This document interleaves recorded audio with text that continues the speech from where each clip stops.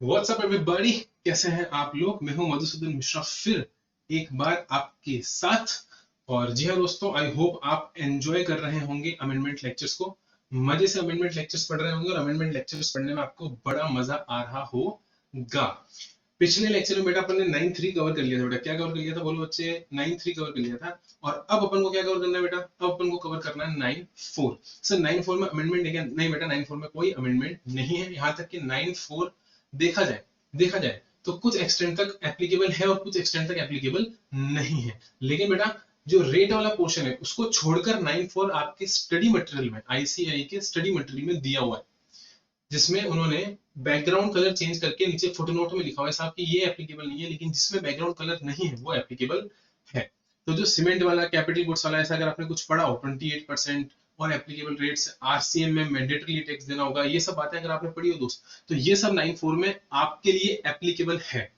ठीक है, CA inter की बात ना करो बेटा, लेकिन सीए फाइनल वालों के लिए एमसीक्यू या फिर प्रैक्टिकल क्वेश्चन बनाया जा सकता है। और इसलिए मैं चाहता हूं मेरे दोस्त कि आप सभी इसको कवर करके चलेंगे। पहली चीज। दूसरी चीज बेटा ये कि इसके ऊपर ऑलरेडी बहुत सारे भ्रम फैले हुए हैं और गलत तरीके से कुछ लोगों ने इसे पढ़ाया हुआ है। मैंने कुछ यूट्यूब वीडियोस देखी बेटा, उसमें मुझे गलत लगा, तो मुझे ऐसा लगा कि शायद मुझे इस पर वीडियो बनाना चाहिए और बच्चों को सही चीज करवानी चाहिए दोस्त, क्योंकि अगर आप एग्जाम में गलत करके चले गए तो दिक्कत हो जाएगी। मैं अपने रेगुलर बेस में बेटा इसे पूरा एक क्लास लगाकर डिटेल में पढ़ाता हूँ। मैं तो रेट के साथ भी पढ़ाता हूँ, और इसलिए आपने देखा हो तो मैंने अमेंडमेंट बुकलेट के अंदर भी देखो रेट दी हुई है, 1% और 5% वाला कॉन्सेप्ट यहाँ पर समझाया हुआ है।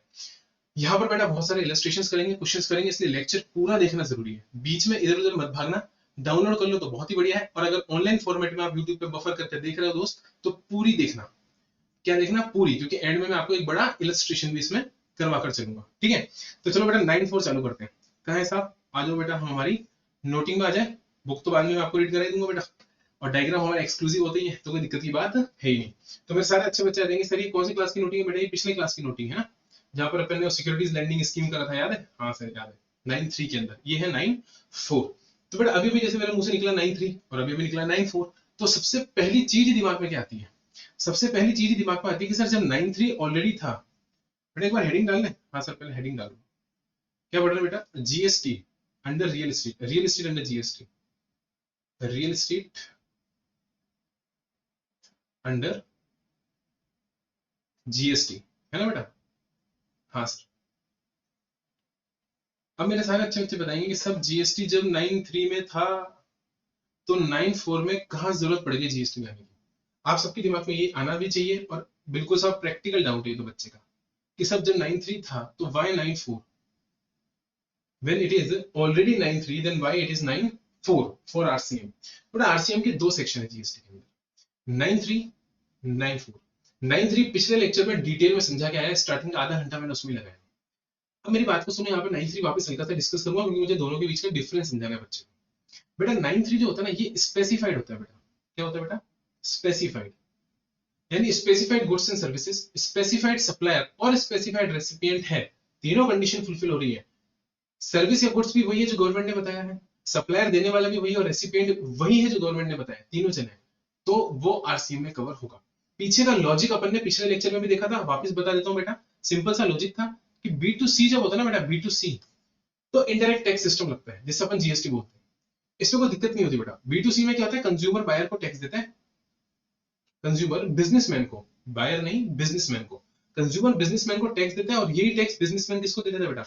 गवर्नमेंट को, जिसे हम इनडायरेक्ट टैक्स बोलते हैं बेटा। इनडायरेक्ट टैक्स डायरेक्ट कंज्यूमर नहीं देता गवर्नमेंट को, बायर के थ्रू, सॉरी बिजनेसमैन के थ्रू गवर्नमेंट क्या करती है? लेकर चलती है। यानी कंज्यूमर बिजनेसमैन से गुड्स खरीदता है, जिसे हम बेटा सप्लायर और रेसिपिएंट बोलते हैं ना।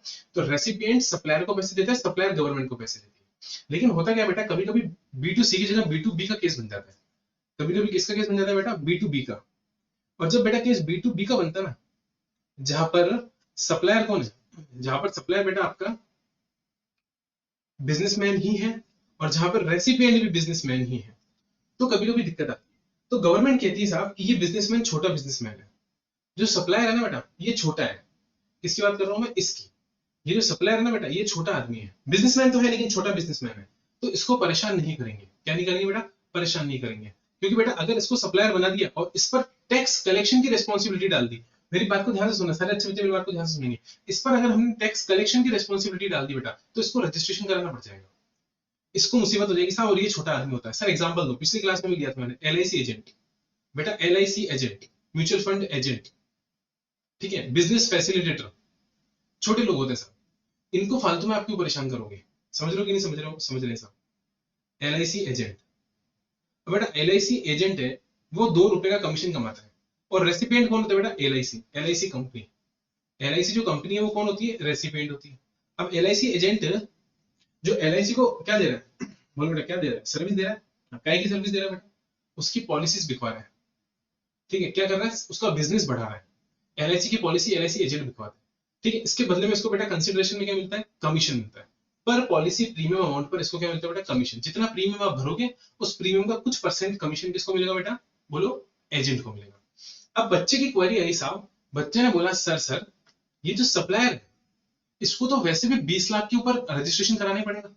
ये जो एजेंट है अगर ये 20 लाख से ऊपर का कमीशन कमा लेता है, क्योंकि आपको ध्यान है बड़े बड़े एलआईसी एजेंट होते हैं भाई, करोड़ों की इनकम आ रही होती है, करोड़ों की इनकम आ रही होती है, मैं मजाक नहीं कर रहा हूँ। इतनी पॉलिसीज करा चुके होते हैं बेटा कि पॉलिसी पे पॉलिसी पे पॉलिसी पे पॉलिसी पॉलिसी चल रही होती है, करोड़ों की इनकम आ रही होती है दोस्त। तो अगर इतना पैसा कमा रहे हैं तो 20 लाख कहाँ अड़ता है? और 20 लाख के ऊपर रजिस्ट्रेशन कराना जरूरी। बच्चा बोल रहा है कि सर सेक्शन नंबर 22 भूल गए आप। मैंने कहा नहीं बेटा मेरे को तो याद है, मेरे को बिल्कुल याद है बेटा सेक्शन नंबर 22। सेक्शन नंबर 22 में कोई दिक्कत नहीं है, बट बेटा एक नोटिफिकेशन आया हुआ है, एक नोटिफिकेशन आया हुआ है बेटा, और उस नोटिफिकेशन में ये लिखा हुआ है कि अगर आप 100% आरसीएम में कवर्ड है, किसमें कवर्ड है बेटा? 100% आरसीएम में कवर्ड है, और आपकी 100% ये जो आरसीएम बेटा ये इंट्रा स्टेट है। क्या है बेटा? Intra state.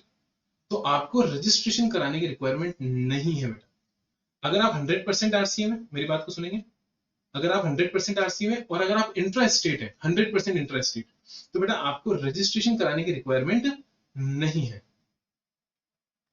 आप सबने ये पढ़ रखा होगा। मैंने कुछ नई बात बताई क्या? वापस बोलेंगे सर मैंने क्या बताया? मैंने बताया 100% आरसीएम। सर इसका मतलब बेटा कि मैं जो भी सप्लाई देता हूं उस पर सामने वाला ही टैक्स देगा। मेरी 1 रुपए की भी सप्लाई ऐसी नहीं है, मेरा बच्चा मेरे को अच्छे से बताएगा। क्या बोला बेटा? मैंने बोला कि मेरी 1 रुपए की भी सप्लाई ऐसी नहीं है जिस पर फॉरवर्ड चार्ज लगता हूं। मैं 100% एग्जामेशन, सॉरी, मैं 100% आरसीएम नोटिफिकेशन में कवर होता हूँ। मैं किसमें कवर होता हूँ बेटा? 100% आरसीएम नोटिफिकेशन में कवर होता हूँ। सारी की सारी सप्लाईज पे सामने वाला ही टैक्स देता है। तो मुझे एक बात हो, अगर सारी की सारी सप्लाईज पे सामने वाला ही टैक्स देगा तो गवर्नमेंट मेरे को रजिस्ट्रेशन के लिए परेशान करेगा क्यों? वो मेरे को क्यों मैंडेटरी रजिस्ट्रेशन करवाने देगा?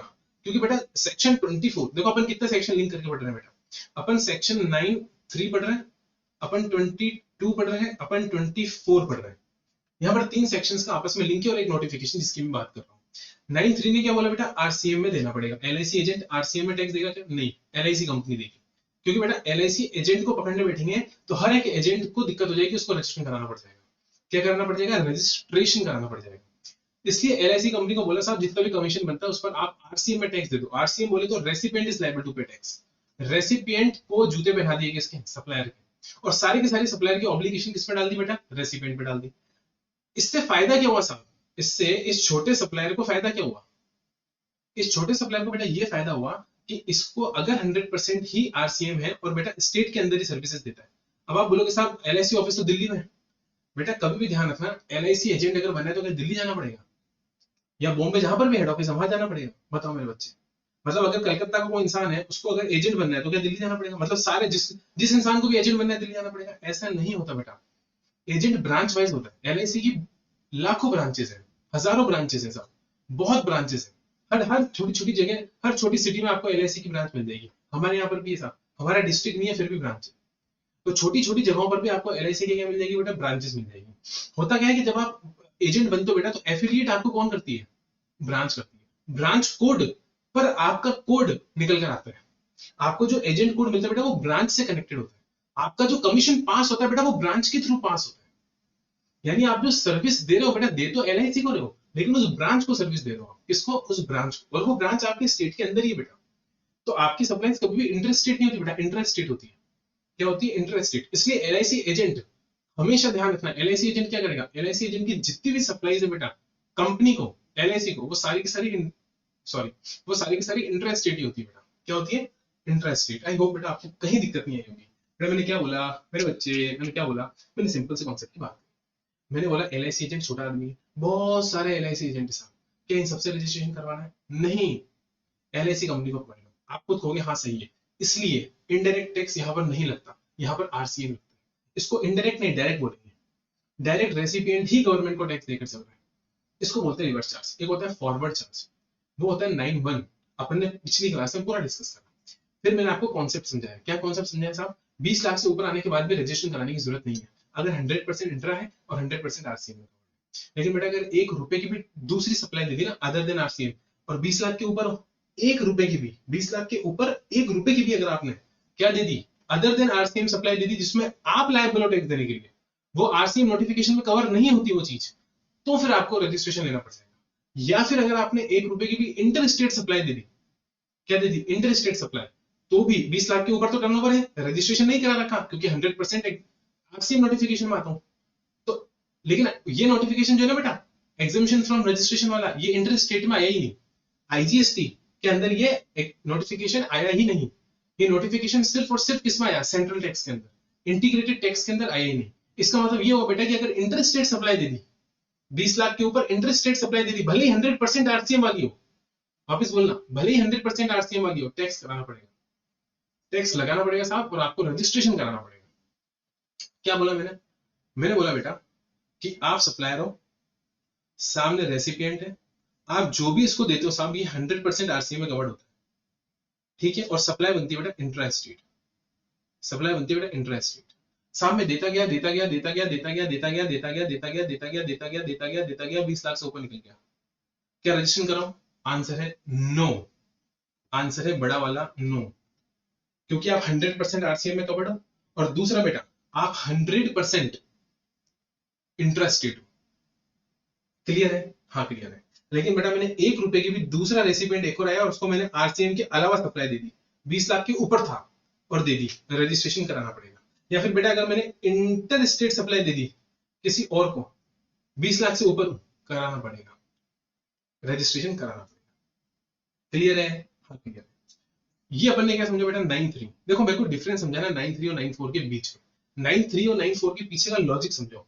9(3) का लॉजिक क्या है? 9(3) का लॉजिक है लोग परेशान ना हो, लोग परेशान ना हो, छोटे छोटे बिजनेसमैन परेशान ना हो, तो बड़े बिजनेसमैन को पकड़ लो, बोलो कि सारे छोटे छोटे बिजनेसमैन तेरे को सर्विस दे रहे हैं ना?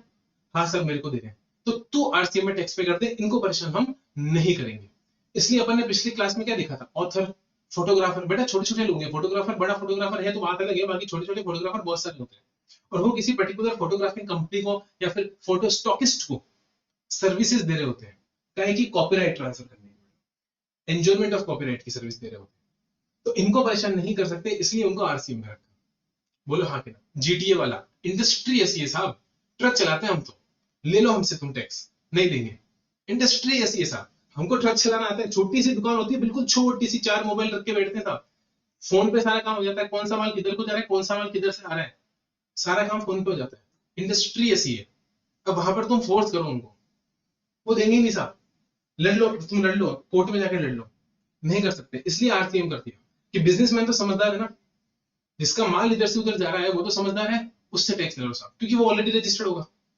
और नहीं होगा साहब तो सेक्शन 24 में हम मैंडेटरी रजिस्ट्रेशन करवा देंगे, क्योंकि आरसीएम में अगर आप कवर हुए बेटा, जैसे आरसीएम का ठप्पा आप पर लगा, आप पर मैंडेटरी रजिस्ट्रेशन की रिक्वायरमेंट आ गई। कहां पर बेटा? सेक्शन 24 में। आई होप आपको मेरी बात समझ में आ रही होगी। मैं किसकी बात कर रहा हूँ बेटा? सेक्शन 24 की बात कर रहा हूँ। हाँ सर समझ में आ गई बात, अच्छे से समझ में आ गई। 9(3) एकदम कॉन्सेप्ट क्लियर हो गया सर, कि 9(3) सर परेशान ना हो छोटे बिजनेसमैन, बी2बी के केस में 9(3) लगता है सर, ठीक है, और छोटे बिजनेसमैन परेशान ना हो, इसके लिए गवर्नमेंट ने क्या करा बेटा? इसके लिए गवर्नमेंट ने ये कॉन्सेप्ट बनाया आरसीएम का, छोटे बिजनेसमैन परेशान ना हो उसके लिए। अब मेरी बात को ध्यान से सुनना। सर फिर 9(4) क्यों बनाया? वाई 9(4)? जब अच्छा खासा चल ही रहा था 9(3), छोटे बिजनेसमैन को बचा लिया, तो फिर 9(4) क्यों बनाया? बेटा 9(4) के पीछे का लॉजिक समझते हैं। 9(4) के पीछे का बेटा ये लॉजिक है कि गवर्नमेंट जाती है बेटा, ज्यादा से ज्यादा लोग रजिस्ट्रेशन कर रहे हैं। मैं बिल्कुल इनिशियल बात कर रहा हूँ, जब इनिशियल 9(4) आया था। अभी जो 9(4) है वो तो मैं पढ़ूंगा, बट 9(4) इससे पहले क्या था बेटा? पढ़ेंगे तो 100% पढ़ेंगे, पढ़ेंगे तो पूरी खाल की बाल निकाल देंगे साहब, समझ रहे हो? बाल की खाल, खाल की बाल, बाल की खाल, एकदम इन डेप्थ जाके चीजों को समझेंगे, ठीक है। ऐसे हवा हवाई में नहीं समझा सकता कि अभी 9-4 क्या है पढ़ लो। कॉन्सेप्ट समझना है बेस दोस्त, तो आपको उसका कहीं ना कहीं बेस समझना पड़ेगा। बेबी को बेस पसंद है और मुझे कॉन्सेप्ट पसंद है। तो आ जाओ बेटा, 9-4 जो इनिशियली आया था, क्या आया था बेटा इनिशियली, सबसे पहले 2017 में। तो इनिशियली 9-4 क्या था बेटा, इनिशियली 9-4 ये था कि अगर आपने, कंडीशन नंबर 1, अगर आपने ऑल पर्सन और सबके सब, हाँ किसी ने भी, ऑल पर्सन अगर अनरजिस्टर्ड पर्सन से, किसने बेटा अनरजिस्टर्ड पर्सन से, इन एक्सेस ऑफ 5,000, यानी 5,000 रुपए से ऊपर का माल अगर खरीद लिया बेटा, 5,000 रुपए से ऊपर का माल खरीद लिया बेटा, तो उसको आरसीएम में टैक्स देना जरूरी है। ओ माय गॉड, बोलेंगे सबके सब, क्या बोलेंगे, ओ माय गॉड, आरसीएम। एक बार अगर आपने अनरजिस्टर्ड पर्सन से 5,000 रुपए से ऊपर का माल खरीद लिया बेटा, तो आरसीएम लग जाएगा, और आरसीएम लगते ही सेक्शन 24 लग जाएगा, मैंडेटरी रजिस्ट्रेशन रिक्वायरमेंट आपके ऊपर आ जाएगी। बेटा त्राहिमाम त्राहिमाम त्राहिमाम मच गया चारों तरफ, बोला साहब ये तो मर जाएंगे। और अनरजिस्टर्ड पर्सन ने तो हाथ खड़े कर दिया कि साहब फिर 20 लाख की लिमिट क्यों दे रखी है, हटा लो, ले लो साहब, नहीं करना काम, नहीं करना काम ही नहीं करना, क्योंकि हमसे माल खरीदेगा कौन, हमसे माल को खरीदेगा नहीं। आपने 20 लाख की लिमिट दे रखी है, बट आपने 20 लाख की लिमिट दे के भी छीन ली, क्यों, क्योंकि हमको तो रजिस्ट्रेशन कराना पड़ेगा, वरना हमसे कोई माल ही नहीं खरीदेगा। जो भी माल हमसे खरीदेगा उसको रजिस्ट्रेशन कराना पड़ेगा, तो हमसे माल कोई क्यों खरीदेगा, झंझट हो गई है। तो क्या करा बेटा, इसको इंजेक्शन लगा दिया, क्या लगा दिया, इंजेक्शन लगा दिया बेटा, और इंजेक्शन लगा के सुला दिया इस प्रोविजन को पिछले 2 सालों से। जी हाँ, पिछले 2 सालों से सुला दिया सर। इसको जगाया फाइनेंस एक्ट 2019 में। फाइनेंस एक्ट 2019 ने बेटा इसको सब्सटीट्यूट कर दिया, इसकी भाषा ही बदल दी। क्या बदल दी, इसकी भाषा ही बदल दी साहब, पूरा का पूरा 9-4 ही सब्सटीट्यूट कर दिया। आई होप आपको मेरी बात समझ आई होगी। पहले 9-4 क्या था, पहले 9-4 था साहब, कोई भी इंसान किसी भी इंसान से, कोई भी इंसान किसी भी अनरजिस्टर्ड पर्सन से अगर 5,000 से ऊपर का माल खरीद लेता है, तो उसको टैक्स देना पड़ेगा आरसीएम के अंदर। वो रेसिपिएंट हो जाएगा ना, खरीदने वाला रेसिपिएंट, उसको आरसीएम में टैक्स देना पड़ेगा। ये था पुराना। अब बेटा नया क्या है, सर नया बताओ आप, तो अभी क्या चल रहा है बेटा। तो सब्सटीट्यूट होने के बाद भाषा बदल दी, और गवर्नमेंट ने बोला देखो ये तो नहीं कर सकते, ये तो नहीं कर सकते। एक्चुअली इसके पीछे का आप इंटेंशन समझ लो गवर्नमेंट का। गवर्नमेंट का इंटेंशन है बेटा ज्यादा से ज्यादा रजिस्ट्रेशन हो, अनरजिस्टर्ड पर्सन भी ज्यादा टाइम तक मतलब लिमिट का फायदा ना उठा सके, ज्यादा टाइम तक वो भी लिमिट का फायदा ना उठा सके साहब। 20 लाख की जो लिमिट है उसका फायदा वो भी ना उठा सके, उससे भी रजिस्ट्रेशन कराना पड़ जाए, कानून ऐसा बना। अब आप चाहते हो साहब क्यों, क्यों रजिस्ट्रेशन के लिए इतनी मारामारी कर दी गवर्नमेंट। बेटा गवर्नमेंट चाहती है ब्लैक मनी डेवलप ना हो, सारी चीजें इलेक्ट्रॉनिकली हो, हर चीज का रिकॉर्ड गवर्नमेंट के पास रहे, किसने किसको माल बेचा। अब आप देख ही रहे होंगे, ई इनवॉइस आ गया, पढ़ाऊंगा मैं आपको, अमेंडमेंट है आपके payment of tax, E invoice का कॉन्सेप्ट आ गया। अब ई इनवॉइस के कॉन्सेप्ट में क्या है बेटा, यही तो है, गवर्नमेंट चाहती है एक एक माल, एक एक सर्विस जो बिक रही है बेटा, उसका रिकॉर्ड हमको पता चले, ताकि ब्लैक मनी बिल्कुल जीरो। पर बेटा अगर आप चाहते हो आपकी कंट्री डेवलप करे, डेवलप्ड कंट्री बने इंडिया, तो आपको कहीं ना कहीं ब्लैक मनी को, 2 नंबर के पैसे को खत्म करना ही पड़ेगा। जब तक ब्लैक मनी रहेगा दोस्त, जब तक ये सब धांधलेबाजी चलेगी, तब तक काम नहीं चलेगा। इंडिया गरीब का गरीब ही रहेगा, डॉलर रुपए के बीच में डिफरेंस रहेगा, जब तक आप पूरी तरह से स्ट्रांग नहीं बन जाते, फाइनेंशियली स्ट्रांग नहीं बन जाते। इसलिए गवर्नमेंट चाहती है साहब जीएसटी एक ऐसा चीज है बेटा, हर इंसान जो बिजनेस कर रहा है वो जीएसटी में कवर होना चाहिए, गवर्नमेंट ये चाहती है। इसलिए गवर्नमेंट ने क्या करा बेटा, 9-4 का बेस बनाया। 9-3 में उसकी इंटेंशन रजिस्ट्रेशन कराने की नहीं थी बेटा, 9-3 में तो ये ज्यादा था कि छोटे छोटे लोग परेशान हो, बट 9-4 में उसकी इंटेंशन यही है साहब कि माल ऐसे इंसान से खरीदो जो रजिस्टर्ड हो। तो अनरजिस्टर्ड के ऊपर अगर ऐसा प्रोविजन लगा दोगे, तो ऑटोमेटिकली अनरजिस्टर्ड इंसान क्या कराएगा, रजिस्ट्रेशन कराएगा। क्या करेगा बेटा, रजिस्ट्रेशन कराएगा, चाहे कंपोजिशन में ही कराए, क्योंकि because composite person is also a registered person. Composition की डेफिनेशन देख के आ जाना आप। कंपोजिशन पर्सन जो होता है ना बेटा, कंपोजिट डीलर, कंपोजिट डीलर बेटा जो कंपोजिशन लेवी में, कंपोजिशन स्कीम सेक्शन 10 में आता है, वो भी रजिस्टर्ड पर्सन ही माना जाता है। हम तो कह रहे हैं साहब रजिस्ट्रेशन करा लो, चाहे कंपोजिशन स्कीम के अगर एलिजिबल बन रहे हो तो वहां करा लो, लेकिन रजिस्ट्रेशन करा लो, हमको अपनी डिटेल बता दो। बोलो हाँ के ना, हाँ साहब समझ में आ गया। बेटा 9-4 जो चेंज हो गया, जो चेंज्ड 9-4 है, जो बेटा चेंज्ड 9-4 है, वो चेंज्ड 9-4 क्या है अब वो समझो। मैंने अभी तक क्या समझा है, सारे बच्चे रिवाइज करेंगे, समराइज करेंगे। मैंने अभी तक समझा बेटा 9-3 क्या है और 9-3 क्यों लेकर आए, 9-3 के पीछे का लॉजिक क्या है, वो अपन ने समझा। ठीक है कि अगर 100% आरसीएम है तो रजिस्ट्रेशन कराने की झंझट नहीं है, तो छोटे लोगों को बचा लिया। फिर अपन ने 93 94 के बीच का झंझट डिफरेंस समझा कि वाई 93 होते हुए भी 94 क्यों लाना पड़ा। बिकॉज बेटा 93 में इंटेंशन है बचाने का, 94 में इंटेंशन है फंसाने का। 93 में इंटेंशन है बचाने का, 94 में इंटेंशन है फंसाने का। हम चाहते हैं ज्यादा से ज्यादा लोग रजिस्ट्रेशन कराएं, ज्यादा से ज्यादा लोग अपनी डिटेल्स हमको दे बेटा, क्या करें, अपनी डिटेल्स हमको दें। इसलिए बेटा क्या लेकर आए, बोलो मेरे अच्छे बच्चों, 94 लेकर आए। और 94 इनिशियली क्या लेकर आए मैंने वो समझाया। अब अपन देखेंगे बेटा 94 सब्स्टिट्यूटेड क्या है। क्या देखेंगे, 94 सब्स्टिट्यूटेड क्या है। तो बेटा 94 जो चेंज जो सब्स्टिट्यूटेड है वो ये है बेटा कि गवर्नमेंट जिन लोगों को स्पेसिफाई करेगी उन लोगों पर अगर वो स्पेसिफाइड गुड्स एंड सर्विसेज, मतलब लोग कौन स्पेसिफाई करेगी, गवर्नमेंट। मतलब सप्लायर कौन, रेसिपिएंट कौन स्पेसिफाई करेगी बेटा, बोलो बेटा, गवर्नमेंट। रेसिपिएंट कौन स्पेसिफाई करेगी, गवर्नमेंट। ठीक है, हाँ साहब। गुड्स और सर्विस, कौन सी गुड्स और सर्विस लेने पर कौन स्पेसिफाई करेगी, गवर्नमेंट। अगर ये दोनों है सर, सप्लायर तो अनरजिस्टर्ड ही होगा ना, क्योंकि बेस कॉन्सेप्ट तो वही है, बोलो, बेस कॉन्सेप्ट तो वही है ना, सप्लायर तो अनरजिस्टर्ड पर्सन ही होगा। क्योंकि हमारा कॉन्सेप्ट ही क्या 94 का, अनरजिस्टर्ड पर्सन से खरीदने पर लिफ्ट होगा। तो सप्लायर कौन होगा, सप्लायर तो अनरजिस्टर्ड पर्सन ही होगा। तो मैंने क्या समझाया आपको, मैंने ये समझाया बेटा 94 जो सब्स्टिट्यूटेड आया वो ये आया, गवर्नमेंट ने कहा कैटेगरी ऑफ गुड्स और सर्विसेज हम प्रिस्क्राइब करेंगे, रेसिपिएंट हम प्रिस्क्राइब करेंगे। अगर हमारे द्वारा बताया गया रेसिपिएंट अनरजिस्टर्ड इंसान से हमारे द्वारा बताई गई गुड्स और सर्विसेज खरीदता है तो उसे आरसीएम में टैक्स पे करना पड़ेगा। क्या बोला मैंने, हमारे द्वारा बताया गया रेसिपिएंट हमारे द्वारा स्पेसिफाई की गई गुड्स और सर्विसेज अनरजिस्टर्ड पर्सन से खरीदता है तो उसे आरसीएम में टैक्स पे करना पड़ेगा। बच्चा मुझसे पूछ रहा है साहब इसका क्या हुआ, इस लिमिट का क्या हुआ साहब, ये लिमिट कहां गई, इस लिमिट को खा गए, इस लिमिट को खा गए क्या, नहीं साहब, लिमिट यहां पर भी दी है। सब्स्टिट्यूटेड प्रोविजन में जो नया प्रोविजन है बेटा, यहां पर भी आपको क्या दी है, यहां पर भी आपको लिमिट दी है। सर क्या बात कर रहे हो, हाँ। अब देखो लिमिट दी है, अभी बताऊंगा कितनी दी है, ठीक है, बट पहले बताओ यहां तक कोई प्रॉब्लम है क्या।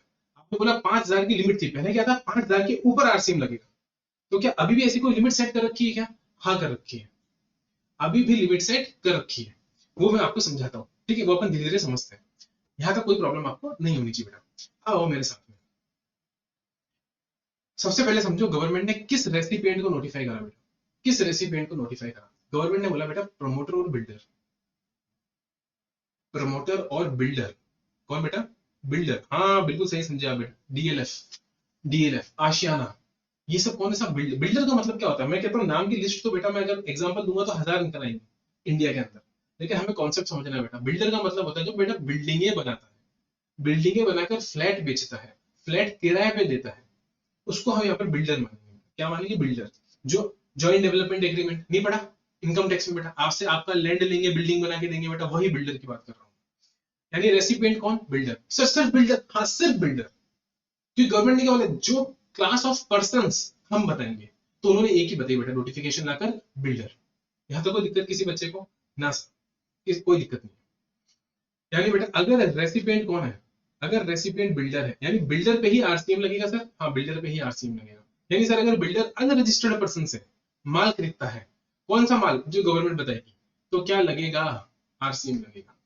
बेटा सप्लायर कौन है, मैंने पहले भी बता दिया, सोचने की बात नहीं बेटा, सप्लायर अनरजिस्टर्ड पर्सन, कौन है बेटा, अनरजिस्टर्ड पर्सन। सारे बच्चे अच्छे अच्छे मेरे को बताएंगे बेटा कौन है अनरजिस्टर्ड पर्सन। सर गुड्स और सर्विसेज बता दो अब आप कि किन गुड्स और सर्विसेज को खरीदने पर, मैं समझा दूंगा बेटा, नेक्स्ट पेज पर आ जाओ, नेक्स्ट पेज पर आ जाओ, यहां से समझाना मुझे, ठीक है, एकदम साफ सुथरा नए पेज पर मैं डिटेल में समझाऊंगा। गवर्नमेंट ने जो बात बोली वो सुनो बेटा, नोटिफिकेशन पढ़ने जाओगे ना बेटा तो इतना बड़ा नोटिफिकेशन है कि सब कुछ ऊपर से निकल जाएगा, खिचड़ी बन जाएगा साहब, खिचड़ी बन जाएगा।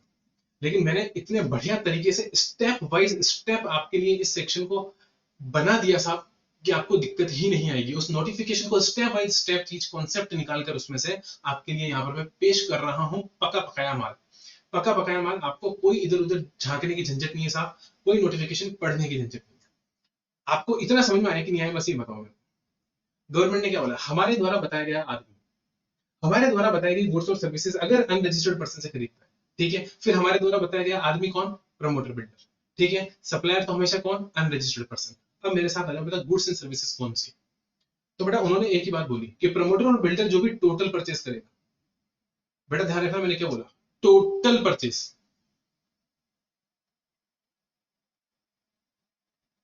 टोटल परचेस बोला मैंने क्या बोला, टोटल परचेस, कैपिटल में लिखा है भाई, कैपिटल में। टोटल परचेस का उन्होंने बोला साहब 80%। क्या बोला, टोटल परचेस का मेरे अच्छे बच्चे बताएंगे बेटा, टोटल परचेस का 80%। कहां से खरीद लो, मिनिमम है, मैक्सिमम नहीं है बेटा, मिनिमम 80% तो खरीदना ही पड़ेगा। 100% खरीदो कोई दिक्कत नहीं है। अरे क्या बोल रहे हो सर, किससे खरीदना है, रजिस्टर्ड से। किससे खरीदना है बेटा, मेरे अच्छे बच्चे बताएंगे मेरे को, सारे अच्छे बच्चे रजिस्टर्ड से, रजिस्टर्ड पर्सन से। अब बताओ इसमें मैंने क्या आपको भयंकर पढ़ा दिया, कोई बहुत टफ चीज पढ़ा दी बेटा, बच्चा कह रहा है डर गया मैं तो जीएसटी से, जीएसटी इतना टफ सब्जेक्ट है क्या है बेटा बताओ। मैंने एक ही बात तो बोली, एक सिंपल सी बात बोली साहब, क्या बोली, total purchase. Sir total purchase का मतलब क्या होता है बेटा, एक बात हो, बिल्डर क्या खरीदेगा साहब, सीमेंट खरीदेगा, मिक्सर, वो मिक्सर ग्राइंडर, अरे वो जूस जूस वाला नहीं है, वो वाला सीमेंट वाला, वो जिसके अंदर सीमेंट बजरी वगैरह सब मिक्स नहीं करते हैं। हाँ, जो अलग अलग चीजें मशीनें काम आती है, जेसीबी वगैरह, वो जो क्रेन्स होती है ना, जो माल ऊपर जाता है माल नीचे आता है, वो तगारियां भर भर के ऊपर जाती हैं। हाँ सर समझ में आ रहा है सर, ये सब कैपिटल गुड्स है। कैपिटल गुड्स का मतलब क्या है, वो इनपुट जिसकी वैल्यू को कैपिटलाइज करेंगे बुक्स ऑफ अकाउंट्स में एज पर अकाउंटिंग स्टैंडर्ड्स, वो इनपुट जिसकी वैल्यू को कैपिटलाइज करेंगे बुक्स ऑफ अकाउंट्स में एज पर अकाउंटिंग स्टैंडर्ड्स, वही आपका क्या है बेटा, कैपिटल गुड्स है। तो टोटल परचेज में क्या आएगा, कैपिटल गुड्स आएगा बेटा, सीमेंट आएगा, सीमेंट खरीदूंगा, बजरी खरीदूंगा, जो भी छोटा मोटा रॉ मटेरियल होता है बेटा वो खरीदूंगा। ये सभी तो एक बिल्डर की टोटल परचेज होती है। एक बिल्डर की टोटल परचेज क्या होती है, यही होती है। हमने बोला साहब आप जितना भी सामान खरीदो, जितना भी सामान खरीदो बेटा, उसका 80% सामान रजिस्टर्ड पर्सन से खरीदना। किससे खरीदना, रजिस्टर्ड पर्सन से। सर इसका मतलब हुआ, इसका सिंपल सा मतलब हुआ कि 20% अनरजिस्टर्ड से खरीद सकते हैं। ओ अच्छा सर, अब समझ में आई बात। वो जो लिमिट आप कह रहे थे ना, कि लिमिट दी, पहले 5,000 की लिमिट थी, अब वो बेटा लिमिट आपको रुपए में ना देकर परसेंटेज में दे दी। वो लिमिट आपको रुपए में ना देकर किस में दे दी बेटा, परसेंटेज में दे दी। ये देखो, परसेंटेज में दे दी, कितनी, 20%। कितनी दे दी बेटा, 20%। और आपको क्या बोला कि 20% तक अनरजिस्टर्ड से अपनी टोटल परचेज का खरीदो साहब, 1 रुपया भी आरसीएम में देने की जरूरत नहीं है। क्या बोला मैंने, नहीं है। सर इसका मतलब ये हुआ कि अगर मैं 100 रुपए का माल खरीदता हूं, तो बेटा 100 रुपए में से 80 रुपए का माल आपको रजिस्टर्ड से खरीदना है, 20 रुपए का माल आप कहां से खरीद सकते हो, 20 रुपए का माल आप बेटा अनरजिस्टर्ड से खरीद सकते हो। मैंने क्या बोला, 20 रुपए का माल आप अनरजिस्टर्ड से खरीद सकते हो साहब, कोई दिक्कत नहीं है, 1 रुपए का भी आपको आरसीए में टैक्स पे नहीं करना। बेस ध्यान रखना बेटा, 9-4 का बेस क्या है, याद करेंगे सारे बच्चे मेरे साथ साथ। 9-4 का सिर्फ एक बेस है, अनरजिस्टर्ड से माल खरीदने पर आरसीएम लगाना, अनरजिस्टर्ड से माल खरीदने पर आरसीएम लगाना और सामने वाले पे को रजिस्ट्रेशन करने के लिए मजबूर करना। 9-4 अनरजिस्टर्ड पर्सन से माल खरीदने पर आरसीएम लगाना, और जो खरीदेगा उस आरसीएम लग गया, आरसीएम लग गया, 24 लग गया, सेक्शन 24 लग गया, मैंडेटरी रजिस्ट्रेशन कराना। बस ये है क्या, ये है बेस बेटा, किसका बेस, 9-4 का बेस। लेकिन देखो लिमिट दे रखी है, पहले 5,000 की दे रखी थी, अब 20% की दे रखी है। 20% तक अनरजिस्टर्ड से खरीद लो अपनी टोटल परचेज का, साहब आपको 1 रुपया भी नहीं देगा। किसमें, बोलो किसमें, आरसीएम में। 1 रुपया भी आरसीएम में नहीं देना, कोई टैक्स देने की जरूरत नहीं है। बेटा लिमिट दी तो सही, लेकिन कुछ जगहों पर लिमिट छीन ली। क्या बोला मैंने, कुछ जगहों पे लिमिट बेटा छीन ली। सर क्या बात कर रहे हो, हाँ बिल्कुल सही बात कर रहा हूँ, सुनो मेरी बात को, मेरे साथ साथ चलो, यहाँ तो कोई दिक्कत नहीं सर। अब यहाँ लगाओगे बेटा आप हैशटैग, क्या लगाओगे, हैशटैग। अभी हैशटैग बहुत चल रहा है बेटा सुशांत का आजकल, है ना, ट्विटर पे बहुत गर्मा गर्माया केस है बेटा, कुछ समझ में नहीं आ रहा मेरे को तो। कभी लगता है कोई सही है, कभी लगता है कोई सही है। केस इस स्पीड से आगे जा रहा है कि समझ में नहीं आ रहा, उलझता जा रहा है बेटा, उलझता जा रहा है। But I hope CBI will come with the right decision. I have a believe on CBI. लफड़ा तो मेरे को भी लग रहा है दोस्त, गड़बड़ तो है, गड़बड़ तो है दया। अब सीबीआई पकड़ेगा साहब गड़बड़ के, और जो भी कल्प्रिट है उनको सख्त से सख्त सजा मिलनी ही चाहिए सर, मिलनी ही चाहिए, ताकि दूसरों को साफ समझ में आए, दूसरों को सबक मिले कि ऐसे काम नहीं करने से, ऐसे काम नहीं करने। और मेरे अच्छे बच्चे इन सारे कामों से दूर रहते हैं, मेरा ड्रग व्रग का काम बहुत खराब है, दूर रहना आप भी बड़ी बड़ी कंपनियों में आर्टिकल होते हो, पीडब्ल्यूसी वगैरह मुंबई में, पुणे में, ये अपने नोएडा वगैरह में, गुड़गांव। आई होप मेरे सारे बच्चे अच्छे बच्चे हैं और पढ़ाई करते हैं साहब, इन सब चीजों से दूर रहते हैं ना। चलो तो मैंने क्या बोला बेटा, मैंने बोला टोटल परचेज का 80% रजिस्टर्ड से खरीद सकते हो, 20% अनरजिस्टर्ड से कोई दिक्कत नहीं बेटा, लेकिन लिमिट छीन ली बेटा। लेकिन इन्होंने लिमिट छीन ली। कहाँ छीन ली बेटा? 3 केसेस के अंदर लिमिट छीन ली, और वो 3 केस है बेटा, पहला है सीमेंट, पहला है सीमेंट। यानी बेटा सीमेंट अगर मैंने अनरजिस्टर्ड पर्सन से खरीद लिया, किससे खरीद लिया बेटा? अनरजिस्टर्ड पर्सन से, तो बेटा 100% आरसीएम। तो बेटा 100% क्या है बेटा? आरसीएम। रेट क्या लगेगा बेटा? 28%। क्योंकि बेटा सीमेंट का कस्टम टैरिफ एक्ट के अंदर जो रेट दे रखा है बेटा, वो 28% वाला ही दे रखा है। ठीक है, आप ये मत सोचना मेरे मन से कहीं से निकाल के दिया है 28%, वो नोटिफिकेशन में लिखा हुआ है बेटा। कस्टम टैरिफ रेट की एंट्री दे रखी है, तो वहां एंट्री में जाके आप देखोगे तो वहां पर रेट आपको 28% का ही मिलेगा। Okay sir. दूसरा बेटा कैपिटल गुड्स। क्या बोला? Capital goods. और देखो बेटा कॉमन सेंस की बात है, सीमेंट जैसी चीज आप अनरजिस्टर्ड पर्सन से क्यों खरीदोगे? कुछ ना कुछ तो गड़बड़ लगेगी नहीं गवर्नमेंट को। यार एक बात, और सीमेंट कौन बेचता है? श्री सीमेंट लिमिटेड रजिस्टर्ड है, वंडर सीमेंट रजिस्टर्ड है, अंबुजा सीमेंट रजिस्टर्ड है, बांगड़ सीमेंट रजिस्टर्ड है, सब रजिस्टर्ड है साहब। इतनी इतनी बड़ी बड़ी कंपनियों को छोड़कर आप किससे सीमेंट खरीद रहे हो साहब जो अनरजिस्टर्ड है? ऐसा कौन सा फर्जी सीमेंट खरीद रहे हो आप? हैं? सारी सीमेंट की बड़ी बड़ी कंपनियां रजिस्टर्ड है, तो छोटी ऐसी कौन सी कंपनी आएगी जो सीमेंट बनाती है आप उससे सीमेंट खरीद रहे हो? शक नहीं जा रहा गवर्नमेंट को, इसलिए गवर्नमेंट ने बोला बॉस यहाँ कोई लिमिट नहीं देंगे। अगर सीमेंट अनरजिस्टर्ड से खरीदा तो बेटा 100% आरसीएम। मेरी बात समझ आ रही है कि नहीं आ रही है?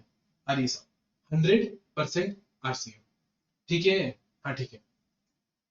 कैपिटल गुड्स बेटा, क्या बोला मैंने? कैपिटल गुड्स अनरजिस्टर्ड से खरीदा। अब एक बात आप खुद सोचो, कैपिटल गुड्स जैसी चीज बेटा सस्ती आती है कि महंगी आती है? सब बहुत महंगी आती है। ये सब लाखों का माल है साहब। कैपिटल गुड्स लाखों की, क्रेन वगैरह जो आती है, जो बिल्डिंग बनाने में काम आती है बेटा, आपको क्या लगता है सस्ती होती होगी? 5-6 हजार की होती होगी बेटा? नहीं साहब, ये महंगी महंगी चीजें हैं। तो हम कह रहे हैं साहब इतनी महंगी चीज खरीद रहे हो तो अनरजिस्टर्ड से क्यों खरीद रहे हो? रजिस्टर्ड से खरीदो ना। इसलिए गवर्नमेंट ने क्या बोला? 100% आरसीएम, 100% आरसीएम। मेरे किसी बच्चे को कोई भी तकलीफ हो तो वो मुझे बताएगा, कोई दिक्कत बेटा नहीं साहब। सर यहाँ पर रेट क्या रहेगा बेटा? यहाँ रहेगा बेटा एप्लीकेबल रेट। कौन सा रेट रहेगा बेटा? Applicable rate.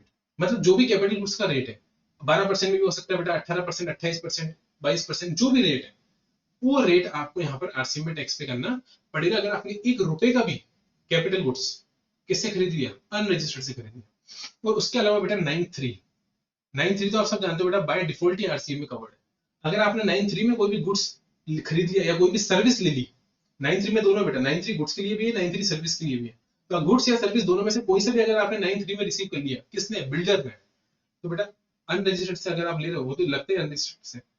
यहाँ पर अनरजिस्टर्ड की जरूरत है क्या? नहीं नहीं नहीं नहीं नहीं नहीं। सारे बच्चों ने बोला सर ये गलत लिख दिया आपने। बेटा मैंने गलत नहीं लिखा, मैं आपका टेस्ट ले रहा था कि आपने 9(3) क्या समझा है। 9(3) अनरजिस्टर्ड पे नहीं लगता साहब, 9(3) तो ऑलवेज आरसीएम होता है, 9(3) तो ऑलवेज आरसीएम होता है। तो अगर आप 9(3) में कवर हो रहे हो, 9(3) वाली सर्विस ले रहे हो, 9(3) में आप रेसिपिएंट बन रहे हो, तो आपको आरसीएम में ही टैक्स देना पड़ेगा। और रेट बेटा एप्लीकेबल रेट ही यहाँ पर रहेगा। मेरे सारे अच्छे बच्चे बताएंगे कोई दिक्कत यहाँ पर, कोई दिक्कत है क्या? बेटा अगर कोई क्वेरी हो भी तो आप 2 सेकंड के लिए रोक लो। मुझे पता है आपको क्या क्वेरी आई होगी, मैं समझ गया। 2 सेकंड के लिए रोक लो, जैसे ही कॉन्सेप्ट मेरा कंप्लीट होगा आपकी सारी क्वेरीज अपने आप सॉल्व हो जाएगी, अपने आप आपकी सारी क्वेरीज सॉल्व हो जाएगी। मेरे अच्छे बच्चे मेरी बात को समझ रहे होंगे। मैंने बोला साहब टोटल परचेज का, क्या बोला मैंने बोला साहब टोटल परचेज का 80% किससे खरीद सकते हो? रजिस्टर्ड से। 20% किससे खरीद सकते हो? अनरजिस्टर्ड से। कोई दिक्कत की बात। लेकिन अगर सीमेंट कैपिटल गुड्स या 9(3), सीमेंट कैपिटल गुड्स या 9(3), अगर आपने 1 रुपए का भी अनरजिस्टर्ड पर्सन से खरीदा, कैपिटल गुड्स और सीमेंट, 9(3) तो वैसे भी आपका कहाँ कवर होता है? आरसी में। तो कैपिटल गुड्स या सीमेंट में अगर आपने 1 रुपए का भी कहाँ से खरीद लिया साहब? अनरजिस्टर्ड पर्सन से खरीद लिया, तो क्या लगेगा दोस्त? आरसीएम लगेगा। सर एक बात बताओ, अभी तो आपने एक बात बोली थी कि ये तीनों चीजें भी तो टोटल परचेज के पार्ट है। ये तीनों चीजें भी तो टोटल परचेज का पार्ट है। सीमेंट भी तो टोटल परचेज में आएगी, कैपिटल गुड्स भी तो टोटल परचेज में आएगा। तो साहब इनके ऊपर भी तो 20% मिलना चाहिए ना, इनके ऊपर भी तो 20% मिलना चाहिए। बेटा ये 20% की लिमिट को खराब नहीं करेंगे, यही तो बोल रहा हूं मैं। आप समझे? अभी एग्जांपल दूंगा, डोंट वरी, कोई बच्चा भागेगा नहीं वीडियो छोड़कर। एग्जांपल दूंगा साहब, क्रिस्टल क्लियर हो जाएगा एकदम, हर चीज एकदम रे बीम की तरह, अल्ट्रा वायलेट की तरह आपको समझ में आएगी। कोई दिक्कत नहीं साहब। सिर्फ एक चीज को समझो, क्या समझो? ये 3 चीजें 20% की लिमिट को खराब नहीं करेंगी, छेड़ेंगी ही नहीं 20% की लिमिट को। इनके अलावा 20% की लिमिट है आपके पास। सर क्या बोल रहे हैं, कुछ समझ में नहीं आ रहा है। आ जाओ बेटा, अब एग्जाम्पल पर मेरी बात को सारे बच्चे अच्छे ध्यान से सुनेंगे। एक एग्जाम्पल लेंगे, ठीक है? फॉर एग्जाम्पल, क्या एग्जाम्पल लिया मैंने एक एग्जाम्पल लिया बेटा, सीधी सी बात है, टोटल परचेज 100 रुपए है, टोटल परचेज 100 रुपए, बात ही खत्म। ठीक है, किसी बच्चे को दिक्कत नहीं साहब, इसके नीचे लाइन खींच दो, क्योंकि ये तो टोटल परचेज है। मैंने इसके नीचे क्या खींच दी बेटा, इसके नीचे मैंने लाइन खींच दी। ठीक है, अब मैं आपको बाइफरकेशन बताता हूँ। ठीक है, रजिस्टर्ड पर्सन से, किससे बेटा, रजिस्टर्ड पर्सन से परचेज कितनी है, रजिस्टर्ड पर्सन से परचेज है बेटा 60 रुपए। ठीक है, हाँ सर। सीमेंट सब 10 रुपए की खरीदी है मैंने, किससे, अनरजिस्टर्ड पर्सन से। कैपिटल गुड्स बेटा मैंने अनरजिस्टर्ड पर्सन से खरीदा है 10 रुपए का। सर और कुछ, 93 बेटा, 93 मैंने बेटा 10 रुपए का लिया है, और अनरजिस्टर्ड पर्सन से मैंने टोटल परचेज करी साहब 10 रुपए की। ये अनरजिस्टर्ड से है, देखो लिखा ही मैंने अनरजिस्टर्ड है। बट ये अदर देन सीमेंट और कैपिटल गुड्स है। देखो सीमेंट और कैपिटल गुड्स तो यहाँ पर आ गया ना, ये सीमेंट आ गया, कैपिटल गुड्स आ गया, तो ये क्या हुआ, अदर देन सीमेंट और capital goods, other than cement comma capital goods. तो सीमेंट और कैपिटल गुड्स को छोड़कर जो और माल था वो मैंने किससे खरीदा साहब, वो मैंने अनरजिस्टर्ड पर्सन से खरीदा। बोलो कोई दिक्कत नहीं साहब, कोई दिक्कत नहीं, ये यहाँ तक बिल्कुल क्लियर एग्जांपल। हाँ सर, ये तो मैंने क्वेश्चन बनाया बेटा, सॉल्व तो भी करेंगे अपन, कहीं भाग नहीं रहे बेटा। सर थोड़ा जूम आउट कर ले, हाँ सर थोड़ा जूम आउट कर लो ताकि मुझे जगह मिल जाए। आई होप आपको दिख रहा होगा बेटा, क्लियर है ना, हाँ बेटा दिखा है। अब मेरी बच्चे मेरी बात को सुनेंगे। क्या बोला बेटा मैंने, 60 रुपए का रजिस्टर्ड पर्सन से है। कॉन्सेप्ट क्या था बेटा, टोटल परचेज का 80% आपको रजिस्टर्ड पर्सन से खरीदना पड़ेगा। कितना, 80%। टोटल परचेज, देखो मैं यहाँ ऐसे लिखता हूँ, minimum required to be purchase from, क्या लिखता हूँ, minimum required to be purchase from registered person. बेटा किससे, रजिस्टर्ड पर्सन। कितना बेटा, सर 100 का 80%, 100 का 80% बेटा कितना होता है, 80 रुपीज। कितना होता है मेरे अच्छे बच्चों, 80 रुपीज। आधे जने तो यही बिदक जाएंगे और बोलेंगे sir sir sir sir sir registered person से परचेज तो 60 रुपए ही है, आपने तो 80 बोला, यानी सर आप मिनिमम को क्वालिफाई नहीं कर पाए, तो 20 रुपए पर आपको आरसी में देना पड़ेगा। मैं बोलूंगा रुको बच्चा रुको, पूरी बात तो सुनो, इधर आओ, आ जाओ। क्या बोला मैंने, ये बोला मैंने, ठीक है कोई दिक्कत नहीं, बिल्कुल सही है, ये आपका पॉइंट नंबर 1 है, बिल्कुल सही है। मिनिमम कितना खरीदना था रजिस्टर्ड से, 80। ठीक है, अब मेरी बात दूसरी सुनो बेटा, सीमेंट किससे खरीदा, अनरजिस्टर्ड से। अभी अभी क्या समझा गया था, 100% टैक्स देना है, किस पर, आरसीएम में। कितना था साहब, 10 रुपए, 10 रुपए पर आरसीएम दे दूंगा बेटा 28% से, कोई दिक्कत की बात नहीं। ठीक है, जितना भी आएगा वो आ जाएगा। ठीक है, अमाउंट आप कैलकुलेट करके लिख लेना, अभी मेरे को लड़ी अमाउंट से नहीं करवानी है, अभी मेरे को कॉन्सेप्ट समझाना है। कैपिटल गुड्स बेटा 100% आरसीएम से खरीद के लाया हूँ 10 रुपए का, जो भी एप्लीकेबल रेट है उससे मल्टीप्लाई करा लेना। और बेटा तीसरी चीज आरसीएम, अच्छा बच्चा बोलेगा आरसीएम 93 में 10 रुपए की चीज ले आया बेटा। ठीक है, टोटल कितनी होती है बेटा इसकी, 30 रुपए होती है बेटा। कितने रुपए होती है, 30। गवर्नमेंट क्या बोल रही है, अब सुनो, गवर्नमेंट बोल रही है साहब ये 30 रुपए से मैं आपकी 20% की लिमिट को खराब नहीं करेंगे, 20% की लिमिट को खराब नहीं करेंगे। मतलब इसको हम 80 का पार्ट मानेंगे, इसको हम 80% का पार्ट मानेंगे। Deemed to be purchased from registered person मानेंगे। क्या मानेंगे, deemed to be purchased from registered person. उन्होंने ये लिख दिया, provided that the following things which are required to be payable under RCM shall be deemed to be purchased from the registered person. Proviso डाल दिया, क्या डाल दिया, proviso. Sir समझ में नहीं आया बेटा, मेरे पास बहुत तरीके से समझाने के, इधर आओ। ये तरीका समझ में नहीं आया, अभी इसको और कंटिन्यू करूंगा आगे, और इसको आगे कंटिन्यू करूंगा, इसको आगे कंटिन्यू करूंगा, या फिर एक काम करो पहले इसको कर लो। रजिस्टर्ड पर्सन से कितना था बेटा, 60। रजिस्टर्ड पर्सन से कितना था बेटा, 60। ठीक है, और इसको क्या मान लिया, deemed to be from registered person मान लिया, तो कितना हो गया बेटा 30। तो टोटल कितना हो गया बेटा 90।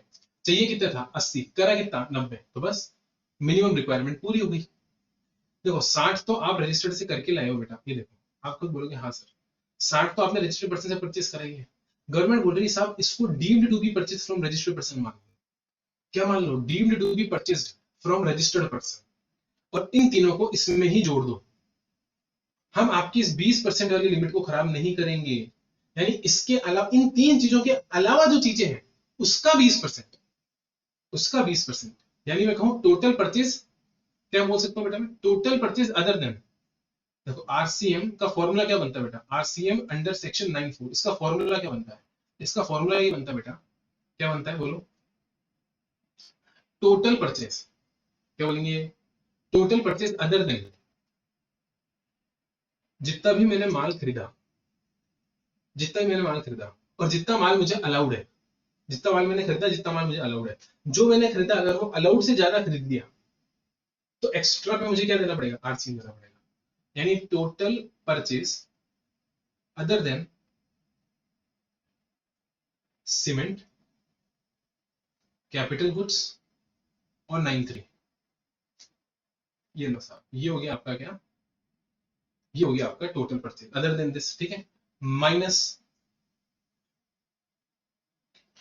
टोटल परचेज, क्या बोलेंगे बेटा, total purchase other than this का 20%, टोटल परचेज अदर देन, वही चीज same to same, other than वही चीज क्या, सीमेंट, कैपिटल गुड्स और 93 का 20%। मेरे अच्छे बच्चे बोलो समझ आया कि नहीं आया, मैंने क्या नई बात बोली, मैंने कुछ नया बोला क्या, सर ये बड़ा हो गया, बहुत छोटा कर दो इसको आप। ठीक है बेटा, मैं इसको छोटा कर देता हूँ ताकि आपके पास थोड़ी सी लिखने के लिए जगह बच जाएगी, है ना। हाँ, इसको मैं पूरा करके लिख देता हूँ, ठीक है, ताकि आपके लिए बिल्कुल आसान हो जाएगा समझने।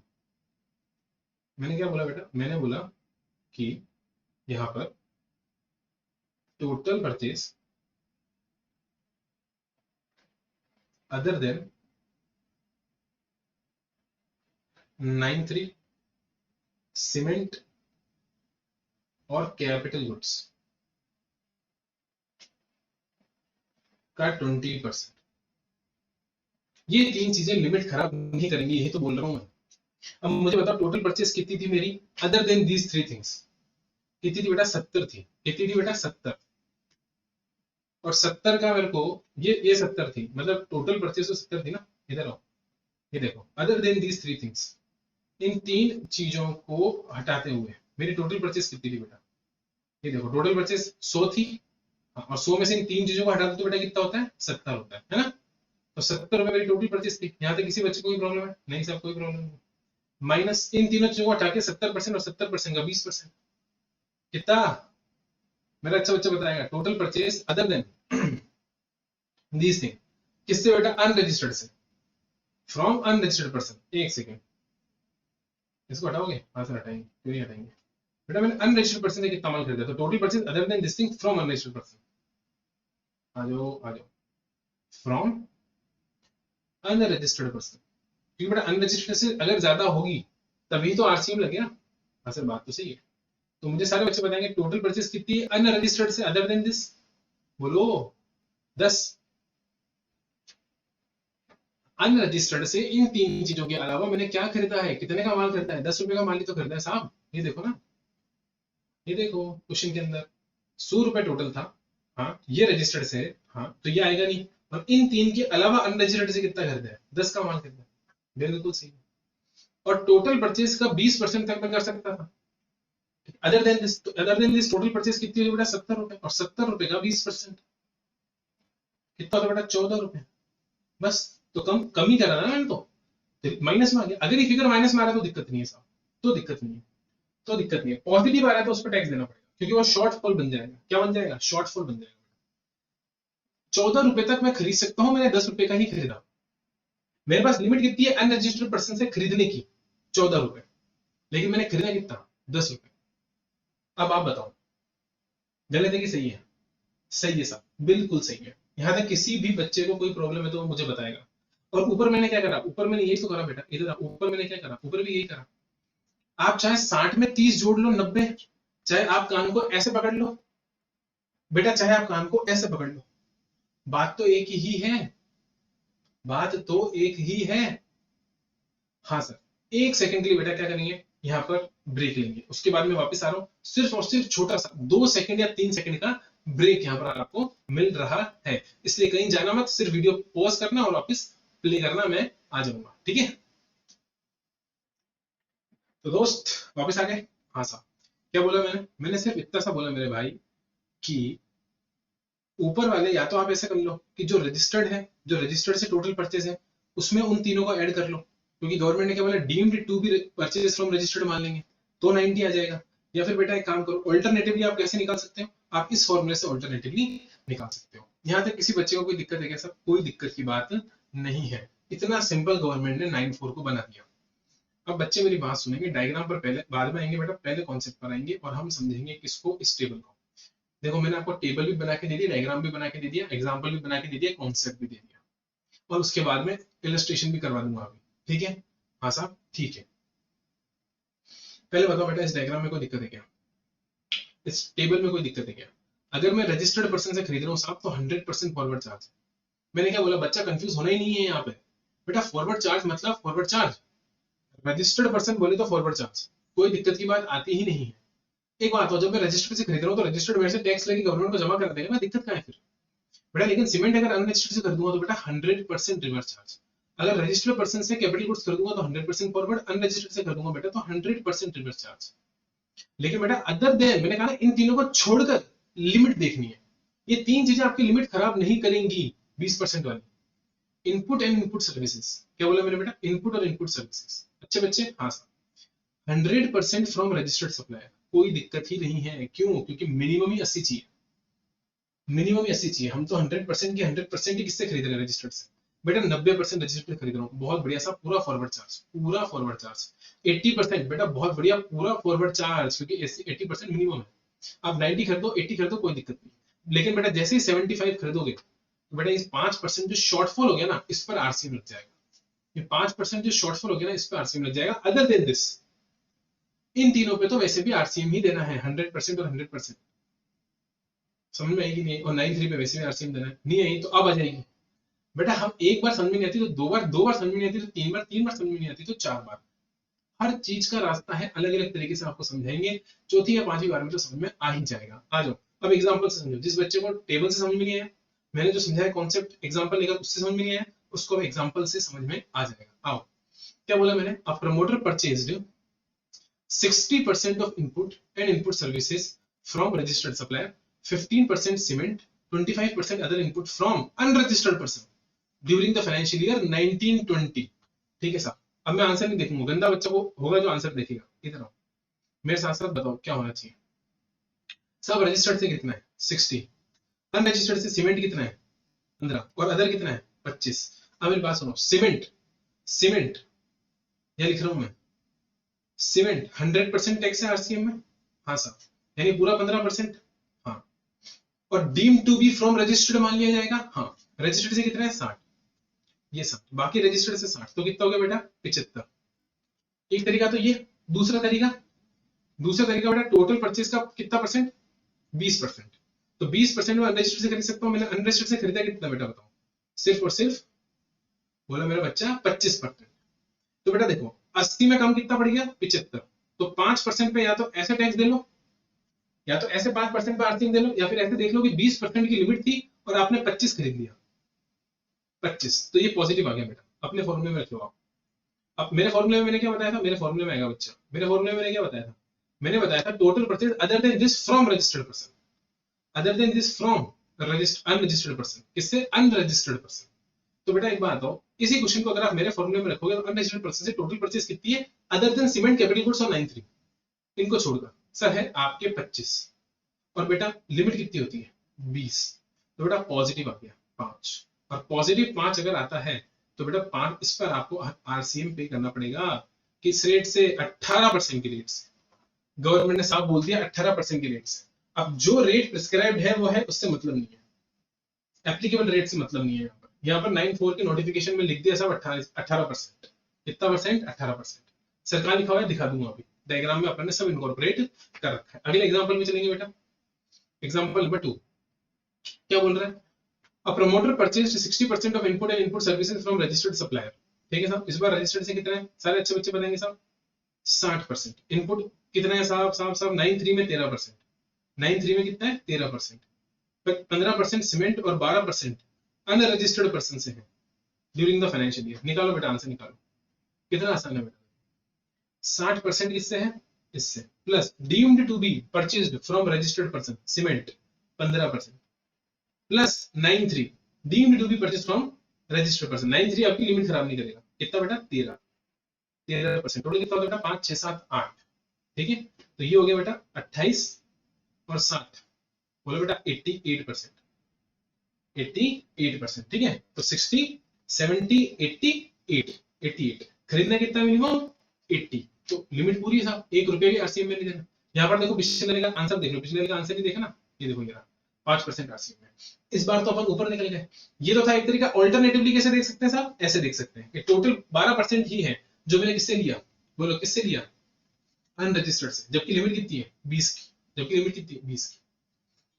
तो यहाँ पर आरसी में लगेगा क्या बेटा, यहाँ जीरो देखो, जीरो, 1 रुपया भी आपको आरसी में देने की जरूरत नहीं है। 15% पे फॉरवर्ड चार्ज में, मतलब डायरेक्टली फॉरवर्ड चार्ज में नहीं, डायरेक्टली आपको आरसीएम लगेगा। 13 में भी डायरेक्टली आपको 93 बेटा आरसीएम का ही है तो आरसीएम में देना पड़ेगा, और सीमेंट पे 100% आरसीएम है। अनरजिस्टर्ड पर्सन से है तो, रजिस्टर्ड पर्सन से तो बेटा सवाल ही नहीं उठता, सोचने बेकार बेटा, रजिस्टर्ड पर्सन तो टैक्स ले लेगा आपसे, कहाँ दिक्कत है वहां। अगला सवाल बेटा, फाइनेंशियल ईयर 1920, सवाल चालू हो रहा है फाइनेंशियल ईयर 1920। ठीक है बेटा, 60% किससे है, रजिस्टर्ड से। सीमेंट अनरजिस्टर्ड से कितना है बेटा 14%। अनरजिस्टर्ड से अदर परचेज कितनी है 10%, और 93 कितना बेटा 16%। कुछ नहीं करना बेटा, ये लो, और ये दोनों क्या हो जाएंगे डीम्ड, ये दोनों क्या हो जाएंगे डीम्ड। तो ये कितना हो गया बेटा 30 60 70 80 90, सब 1 रुपया भी आरसी में नहीं देना। या तो ऐसे कर लो या फिर ऐसे कर लो, लिमिट कितनी है साहब 20% की, और आपने परचेज कितना करा 10%, नेगेटिव आ रहा है, नेगेटिव 10 आ रहा है, नेगेटिव आएगा तो कोई आरसी में टैक्स नहीं देना। ये कौन सा ईयर था, इतना, इसमें मैंने टोटल 90% किससे खरीद लिया, रजिस्टर्ड से खरीद लिया। अगला साल आ रहा है 2021, मेरा अच्छा बच्चा बताएगा, अगला साल आ रहा है 2021, क्या लिखा है बेटा, परचेज रजिस्टर्ड से कितनी बेटा 60, अनरजिस्टर्ड से सीमेंट 14, अनरजिस्टर्ड से अदर परचेज 26।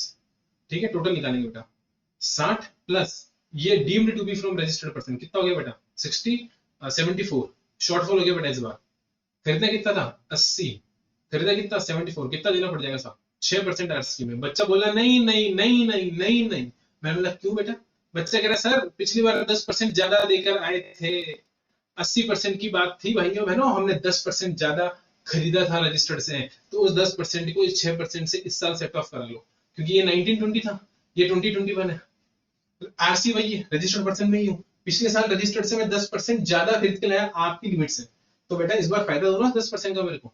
इस बार अगर 6% मेरा शॉर्टफॉल हो गया तो 10% सेट ऑफ करा, तो गवर्नमेंट ने कहा जी नहीं, ये इनकम टैक्स नहीं है, ये 80 IA IC IB ID IE नहीं चल रहा है, ये इनकम टैक्स ना है बाबा।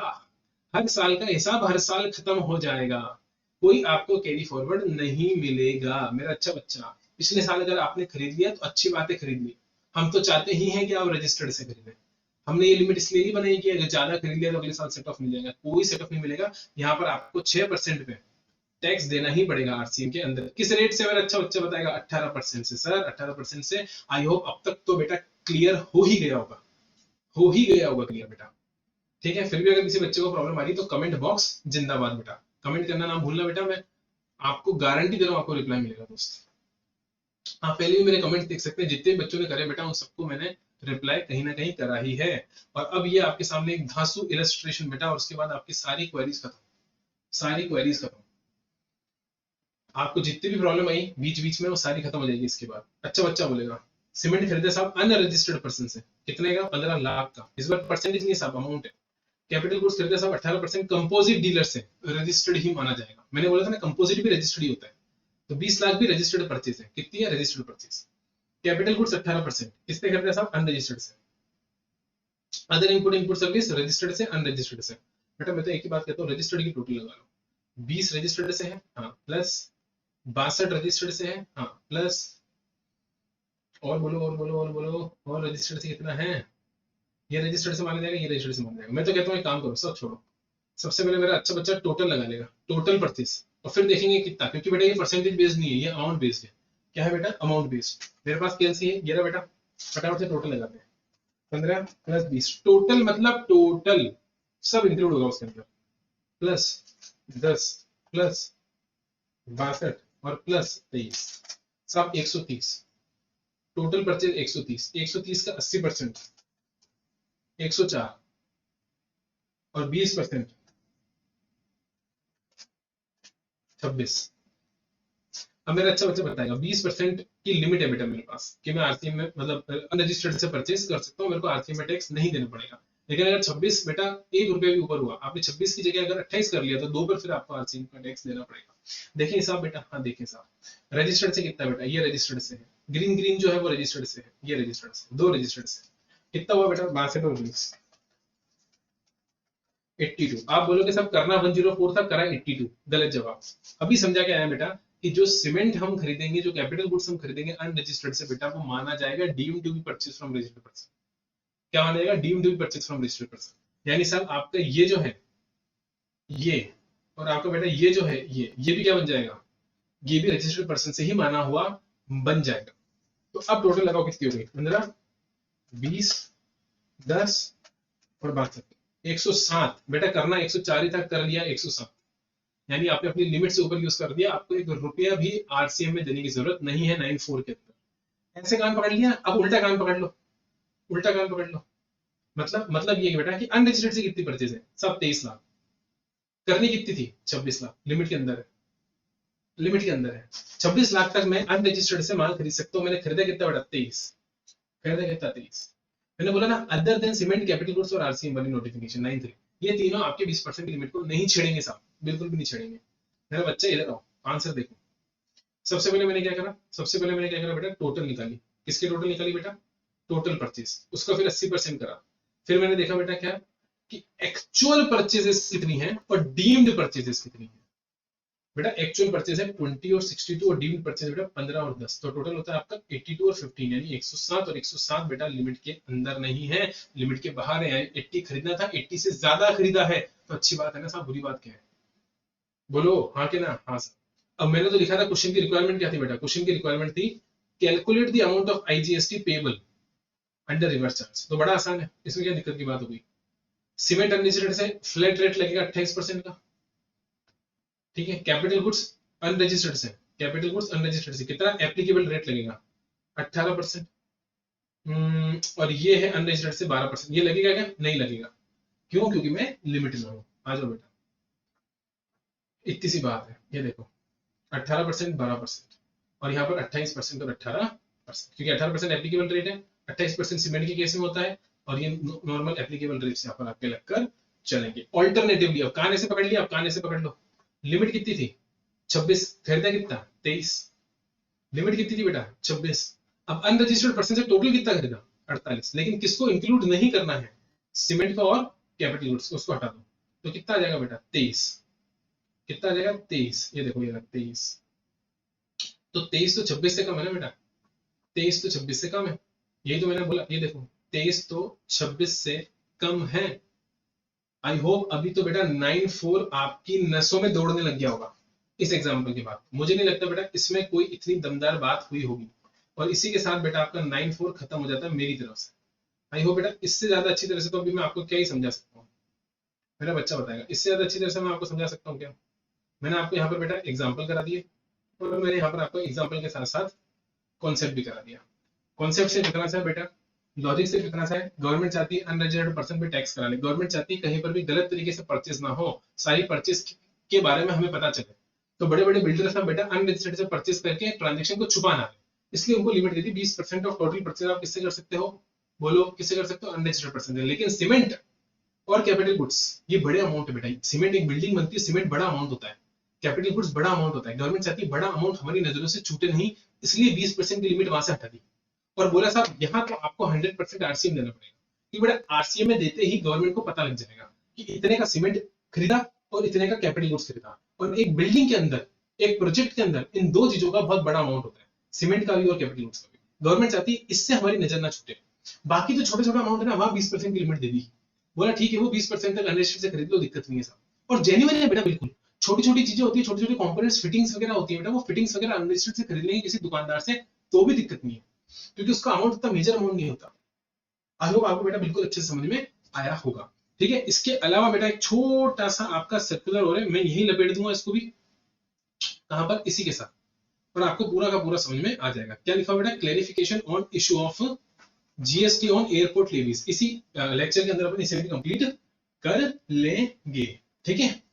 कोई ब्रेक की जरूरत है क्या, अभी दिया था ना छोटा सा ब्रेक, अब कोई ब्रेक की जरूरत नहीं है। सब क्या है, जीएसटी ऑन एयरपोर्ट लेवीज। बेटा एयरपोर्ट लेवीज दो तरीके की होती है, ठीक है। पहले ऐसे समझो कि देखो क्या होता है, मैं समझाता हूँ, इधर आओ, मेरी नोटिंग में आ जाओ, मेरा अच्छा बच्चा नोटिंग में आएगा और समझेगा एयरपोर्ट लेवीज को। किसको? Airport levies. बेटा एक बात समझना, हाँ सर बताओ क्या समझनी है। बात बेटा ये समझनी है कि एक होता है बेटा ये और एक होता है बेटा ये, ठीक है। सर बड़ा हो गया थोड़ा, हाँ वो तो है। पहले सब कलर चेंज करो आप। कलर चेंज करो, एक सेकेंड। कौन सा लूँ? Yellow, red, blue? ब्लू ले लो, हाँ सब ब्लू ले लो। येलो बेटा, एक होता है ये, एक होता है ये, और एक होता है ये। अब मेरा अच्छे बच्चे मेरी बात सुनेगा। ये होता है बेटा पैसेंजर। कौन होता है पैसेंजर? ये होता है बेटा एयरपोर्ट ऑपरेटर। मैंने रुककर बोला ऑपरेटर क्योंकि ऑपरेटर मेरे को आपके दिमाग में प्लेस करना है। एयरपोर्ट ऑपरेटर, या फिर एयरलाइंस भी बोल सकते हो आप इसको, आप एयरलाइंस भी बोल सकते हो। और ये होता है बेटा ए, एयरपोर्ट अथॉरिटी। क्या होता है बेटा? Airport authority. एयरपोर्ट अथॉरिटी बेटा, air authority of India, AAI. Airport authority of India, AAI. Mile, dial, Nile, गाइल, ये सब है बेटा। गुड़गांव, नोएडा, मुंबई, दिल्ली, है ना, ये सब अथॉरिटीज है। क्या है? अथॉरिटीज। अथॉरिटी कौन होती है बेटा? जो सबसे ऊपर होती है, एकदम ऊपर से, वो ब्रॉड ब्रॉड व्यू लेती है सबका, ठीक है। वो एयरपोर्ट्स अगर अवेलेबल करवाती है, वो सारा काम अथॉरिटी का होता है बेटा। एयरपोर्ट को डेवलप करना, एयरपोर्ट बनाना, रनवे वगैरह ठीक करवाना, ये सब काम किसका होता है बेटा? एयरपोर्ट अथॉरिटी का। जो मैनेज करने का बड़ा काम है बेटा, वो डेवलप करने का और मैनेज करने का, वो होता है बेटा एयरपोर्ट अथॉरिटी का, अथॉरिटी। बट बेटा उस पर हवाई जहाज उड़ाते हैं एयरलाइंस वाले। उन्हीं रनवेज पर, उन्हीं एयरपोर्ट्स पर हवाई जहाज कौन उड़ाता है बेटा? बताएगा मेरा बच्चा, हवाई जहाज कौन उड़ाता है? एयरलाइन। सर एयरलाइन का एग्जांपल दो ना फिर सर एयरलाइन कौन होती है बेटा? Vistara, Indigo, air India, Kingfisher, ये सब क्या है? ये सब है आपके साथ लुफ्थांसा, इन सब में घूमते हो ना आप। ये सब क्या है? ये सब है एयरलाइंस, इंडिगो, ये सब एयरलाइंस है। पैसेंजर क्या करता है बेटा? टिकट के साथ पैसा इसको देता है, काय का? डेवलपमेंट चार्जेस का। किसका? डेवलपमेंट चार्जेस का। तो ये डेवलपमेंट चार्जेस क्या होते हैं बेटा? एयरपोर्ट अथॉरिटी कहती है कि हम क्योंकि डेवलपमेंट कर रहे हैं, किसके लिए? पैसेंजर के लिए। सर क्या डेवलपमेंट कर रहे हैं बेटा? आपको इतनी बढ़िया फैसिलिटी मिलती है एयरपोर्ट पर, वो एयरपोर्ट पे जो फैसिलिटी मिलती है बेटा, वो फ्री में, तो there is no free lunch in this world. इस दुनिया में क्या फ्री है बताओ आप? तो कुछ भी फ्री नहीं है, कुछ भी फ्री नहीं है। हर चीज का बेटा पैसा देना पड़ेगा। क्या देना पड़ेगा? बोलो। पैसा देना पड़ेगा। तो साहब बात ऐसी है कि ये जो पैसा होता है साहब, इसको बोलते हैं यूजर डेवलपमेंट फीस, या फिर पैसेंजर सर्विस फीस। पीएसएफ या यूडीएफ, क्या बोलते हैं? पीएसएफ या यूडीएफ, यूजर डेवलपमेंट फीस और पैसेंजर सर्विस फीस। बेटा ये जो फीस होती है ना, ये चार्ज कौन करता है? Airport authority. कौन चार्ज करता है? Airport authority. किससे चार्ज करता है? पैसेंजर से। लेकिन बेटा ये ले नहीं सकता डायरेक्ट। इसलिए नहीं ले सकता साहब क्योंकि आप बताओ, अच्छा लगेगा कि अगर एयरपोर्ट की गेट पे एक आदमी आपको खड़ा हुआ मिले कि साहब में एयरपोर्ट अथॉरिटी को पैसे दो, पैसे दो, पैसे दो, 10 रुपए, 10 रुपए, 10 रुपए, 10 रुपए, अच्छा लगेगा? अच्छा नहीं लगेगा सर, क्योंकि बहुत फीस बहुत छोटी होती है सर, ये कोई बड़ी फीस नहीं होती है, छोटी फीस होती है यूडीएफ और पीएसएफ। क्योंकि पैसेंजर बहुत सारे होते हैं, तो छोटे छोटे छोटे करके एक बहुत बड़ा अमाउंट इकट्ठा हो जाता है, छोटा छोटा करके एक बहुत बड़ा अमाउंट इकट्ठा हो जाता है। तो इन्होंने क्या करा साहब, इनको चुपके से बोला रात में फोन करके, चुपके से कान में, ये काम करना, इंडिगो इंडिगो तू जो टिकट के पैसे लेता ना, उस टिकट के पैसे में एक काम करना, यूडीएफ और पीएसएफ भी ले लेना। अच्छा, यूडीएफ और पीएसएफ भी ले लेना। एयरपोर्ट ने बोला ठीक है साहब, आपके आपके हवाई अड्डे पर उड़ा रहे हवाई जहाज, आपकी बात तो माननी पड़ेगी। आपके हवाई अड्डे पर उड़ा रहे हैं तो आपकी बात तो माननी पड़ेगी। तो बेटा हम एक काम करेंगे, 5,000 रुपए का टिकट लेंगे, उस 5,000 रुपए में उस कस्टमर को पता चलेगा क्या? हाँ पता चलेगा। उससे यूडीएफ भी ले लेंगे और पीएसएफ भी ले लेंगे, इंक्लूडिंग यूडीएफ और पीएसएफ, ठीक है। हाँ साहब, तो ये होगी टिकट की फीस, और टिकट की फीस के साथ क्या ले लिया? UDF PSF. लेकिन ये इसको अपने पास रख सकते हैं क्या? एयरपोर्ट ऑथोरिटीज वाले इसको अपने पास रख सकते हैं क्या सर? रख नहीं सकते, क्योंकि पैसा किसका? एयरपोर्ट ऑथोरिटी का। तो क्या करना पड़ेगा सर? यही चीज इनको लौटानी पड़ेगी इधर, यही चीज इनको लौटानी पड़ेगी। किसको लौटानी पड़ेगी बोलो? एयरपोर्ट ऑथोरिटी को लौटानी पड़ेगी।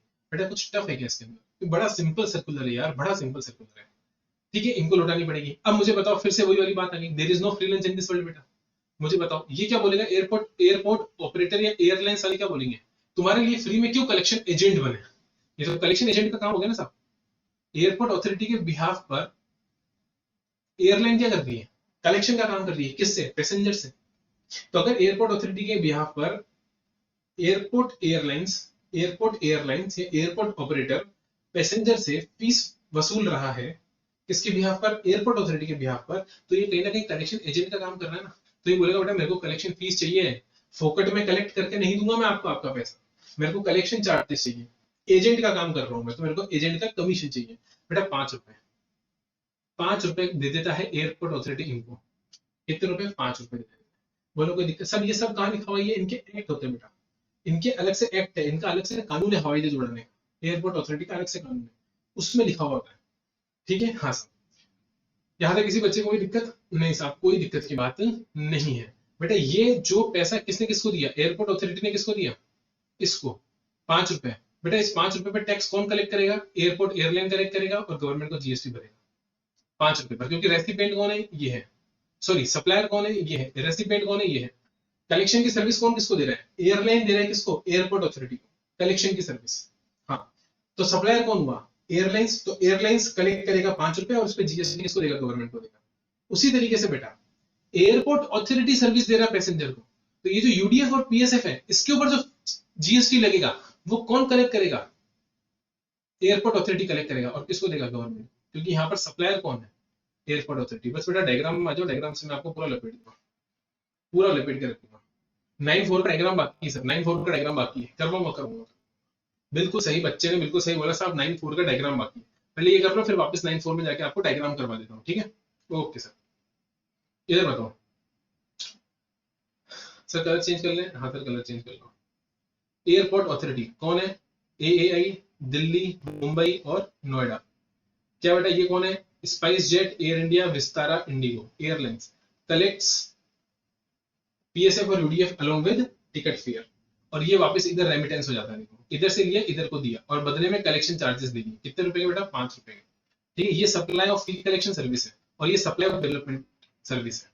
देखो एयरपोर्ट अथॉरिटी, यहाँ पर सप्लायर कौन है बेटा? ये, और रेसिपिएंट कौन है? ये। लेकिन यहाँ पर उल्टा हो गया, यहाँ पर सप्लायर ये हो गया और रेसिपिएंट ये हो गया। बोलो हाँ कि ना? हाँ, तो दो ट्रांजेक्शन है, transaction number 1, transaction number 2। Transaction number 1 में जो बेटा पैसे आ रहे हैं उस पर जीएसटी कौन देगा? मेरे अच्छे बच्चे बताएंगे। उस पर जीएसटी देगा airport authority, airport authority under forward charge. लेकिन जो ट्रांजेक्शन नंबर 2 है कलेक्शन एजेंसी वाला, उसमें कौन देगा साहब? उसमें देगा विस्तारा, इंडिगो, ये लोग देंगे साहब, एयरपोर्ट ऑपरेटर देंगे फॉरवर्ड चार्ज के अंदर। मेरा अच्छा बच्चा बताएगा, कोई दिक्कत नहीं है। बस इतना सा सर्कुलर है साहब, इतना सा आपका ही सर्कुलर है। अब चलते हैं साहब किसके ऊपर? अच्छे बच्चे बताएंगे सब। इसका डायग्राम बाकी था, बिल्कुल बाकी था साहब, ये रहा इसका डायग्राम। और जूम कर दो साहब, मैंने कहा चलो और जूम कर दिया। आई होप अभी बिल्कुल क्लियर होगा आपको। RCM under 9-4। जिस बच्चे ने एंड तक वीडियो नहीं देखा साहब उसका नुकसान हो गया, क्योंकि डायग्राम मैंने एंड में ले लिया। 9-4 का डायग्राम मैंने एंड में ले लिया। Minimum value purchase from registered person कितनी चाहिए बेटा? 80%। Total value of input services purchase, total purchase का 80%। थ्रेश होल्ड लिमिट क्यों बोल रहा हूं मैं? क्योंकि बेटा ये छूट है, छूट को हमेशा अपन थ्रेश होल्ड लिमिट बोलते हैं। चाहे वो रजिस्ट्रेशन कराने की छूट हो, चाहे वो इनकम टैक्स में 2.5 लाख की लिमिट आपकी टैक्स भरने की, अपन क्या बोलते हैं बेटा? Threshold limit. तो 20% की छूट दे दी कि 20% तक का माल आप किससे खरीद सकते हो? अनरजिस्टर्ड पर्सन से। लेकिन मैंने बोला था कि ये 3 चीजें लिमिट खराब नहीं करेंगी। मैंने क्या बोला था? ये 3 चीजें लिमिट खराब नहीं करेंगी। कौन सी 3 चीजें? सीमेंट, 9(3) और कैपिटल गुड्स, जो अनरजिस्टर्ड पर्सन से खरीदा जाएगा। इन पर आपको आरसीएम 100% देना है साहब, 100% आरसीएम देना है। देखो 20% की लिमिट को नहीं छेड़ेंगे, 20% की लिमिट को नहीं छेड़ेंगे साहब। Shall be separately liable to tax and not includable in 20%।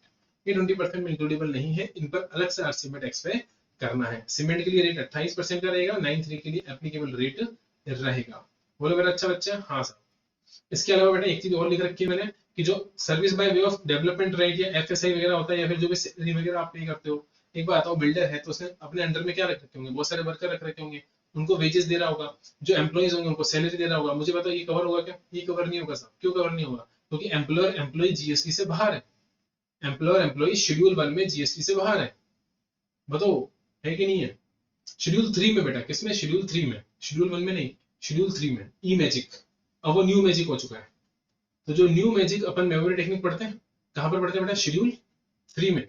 वहां से बाहर है, वहां से बाहर है। मेरा अच्छा बच्चा बताएगा, वहां से बाहर है। एम्प्लॉयर एम्प्लॉय बाहर है, तो बेटा उसको 80% में इंक्लूड नहीं करना है, उसको 80% में इंक्लूड नहीं करना है। इसके अलावा FSI, लैंड, बिल्डिंग, ये सब जो मैं खरीद रहा हूँ, क्या ये 80% में आएगा? नहीं, ये खरीद भी आपकी 80% की खरीद में नहीं आएगी। एक चीज और साहब, वो ये कि इनपुट सर्विस अगर कंपोजिट डीलर से खरीदी है तो भी रजिस्टर्ड ही मानी जाएगी, और 80% अगर किसी साल एक्सेस हो गया तो वो अगले साल में यूटिलाइज या सेट ऑफ नहीं करा सकते। वो मेरा ऑलरेडी एक एग्जांपल, इसमें मैं इस पॉइंट पर आपको ऑलरेडी एग्जांपल करा चुका हूँ। किसी साल अगर आपने 90% खरीद लिया और पिछले साल 14% का गैप, मतलब 6% का गैप आ गया, एक साल 10% ज्यादा आपने खरीद लिया, 80% से ज्यादा 10%, और दूसरे साल अगर शॉर्टफॉल हो गया, आरसीए में टैक्स पे करना पड़ गया, तो क्या पिछले साल जो ज्यादा खरीद लिया था रजिस्टर्ड पर्सन से बोला कितना 80%, मैंने कितना खरीद लिया 90, तो क्या 10% सेट हो जाएगा? क्या नहीं होगा साहब, ये सेट ऑफ अगले साल नहीं होगा। हर साल के लिए अपनी इंडिपेंडेंट लिमिट 80% की, वो पिछले साल का यहाँ पर कैरी फॉरवर्ड नहीं होगा, ना इस साल का आगे जाएगा। कैरी फॉरवर्ड वाला कोई कॉन्सेप्ट नहीं है 94 के अंदर। आई होप बेटा आपको बिल्कुल क्लियर कर समझ में आ गया होगा। और देखो ये लिख रखा है मैंने कि अगर एक्सिस हुआ तो 20% पर 18% से, 20% के ऊपर जितना भी एक्सिस है उस पर 18% से आपको आरसीए में टैक्स पे करके चलना पड़ेगा। इसी के साथ बेटा अपने ये लेक्चर भी कंप्लीट होता है, जिसके अंदर अपन ने 94 को बहुत अच्छे से देख लिया बेटा। अगर ये 94 आपको अच्छा लगा हो तो बेटा हाथ जोड़कर विनती है आपसे, प्लीज कमेंट करके बताना, क्योंकि बहुत मेहनत करी दोस्त इसके ऊपर बहुत मेहनत करी साहब। ये एग्जाम्पल वगैरह सब मैंने खुद ने ही बनाए हैं। आई होप आपको ये एग्जांपल पसंद आए होंगे, अच्छे आए होंगे दोस्त। एक chartered accountant already real estate sector में काम कर रहा था, उससे मैंने पूरा फुल प्रूफ एक एक चीज चेक करवाई है पहले कि साहब मैंने ये बनाया है, नोट्स बनाया है, एक बार ये एग्जांपल्स मैंने ड्राफ्ट करा है, एक बार चेक करके बता दो। उसने मेरे को चेक करके 100% कंफर्म करा है, वो भी इंस्टीट्यूट का मेंबर है, चार्टर्ड अकाउंटेंट है, और उसने बोला मधुसूदन ये 100% सही एग्जांपल्स हैं, और इसी तरह से रियल एस्टेट के केस में कैलकुलेशन की जाएगी बेटा। अब एग्जाम के अंदर अगर रियल एस्टेट से कोई एमसीक्यू आ जाता है या रियल एस्टेट से कोई प्रैक्टिकल क्वेश्चन छोटा सा बनाकर इंस्टीट्यूट आपको दे देता है 5 नंबर का या 4 नंबर का, बेटा आपका गलत नहीं हो सकता, ये मेरी गारंटी। इस लेक्चर को देख लिया बेटा, लाइट जिंगा लगा। आई होप ये डायग्राम बेटा सब तो कर दिया आपको, डायग्राम बना के दीजिए इतना जोरदार, एग्जाम से पहले यहाँ से रिवाइज कर लो। आपको देखो एग्जाम्पल करवा दिए, ये देखो सारे एग्जाम्पल 1 2 3 4, हर एक इशू पर आपको अमाउंट वाइज भी और परसेंटेज वाइज भी आपको मैंने यहाँ पर कंप्लीट कर दिया साहब। इस मेहनत का फल जरूर देना साहब। चैनल सब्सक्राइब कर कर, लाइक कर कर और कमेंट कर कर, अगर आपको अच्छा लगे अपने दोस्तों के साथ शेयर करना, ग्रुप में शेयर करना दोस्त इसको। टिल देन गाइस, हमेशा की तरह यही कहूंगा कि पढ़ते रहो दोस्त, क्योंकि पढ़ोगे तभी निकलोगे सीए से बाहर। सीए से बाहर निकलना बेटा इतना आसान काम नहीं है, पढ़ना तो पड़ेगा दोस्त। और किसी ने सही कहा है दोस्त, 2 बार में 50% पढ़ने से कोई मतलब नहीं दोस्त, एक बार में 100% ताकत लगा दो। जिसने कहा है बिल्कुल सही कहा है ये बात, एक बार में पूरी जान लगा दो दोस्त। ठीक है, चलो बेटा, टिल देन नमस्ते, बाय बाय, शब्बा खैर और जो भी बोलते हैं चलो।